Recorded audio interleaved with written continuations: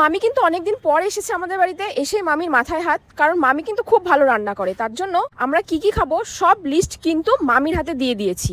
এখন মামি ভাবছে মামি কোনটা ছেড়ে কোনটা করবে। তো মামির এই অবস্থা দেখে মামাও কিন্তু মামির কাজে হাত লাগাতে বসে পড়েছে। আর দেখো এত বাজার গোটা ঘরটায় ছিটানো, মনে হচ্ছে যেন মেলা বসেছে। আর তার জন্য আমরা সবাই কিন্তু হাতে হাতে কাজ করছি।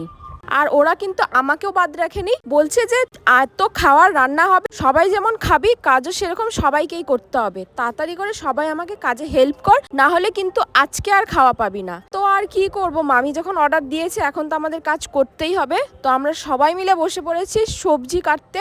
আমি ছুলছি মটরশুঁটি, এই কাজটাই আমি ভালো পারি, আমাকে এই কাজটাই দেওয়া হয়েছিল। আমি অনেকগুলো মটরশুঁটি ছুলেছি, এখন কিন্তু মামি করবে রান্না। তো আজকে মামি রান্না করলে কিন্তু জমিয়ে খাওয়া দাওয়া হবে অনেকদিন পরে। তো চলো দেখা হচ্ছে তোমাদের সাথে নেক্সট ভিডিওতে। আমরা তো এখন জমিয়ে খাওয়া দাওয়া করবো। ততক্ষণের জন্য টাটা। আর চ্যানেলে নতুন হয়ে থাকলে চ্যানেলটা সাবস্ক্রাইব করে পাশে দেখো।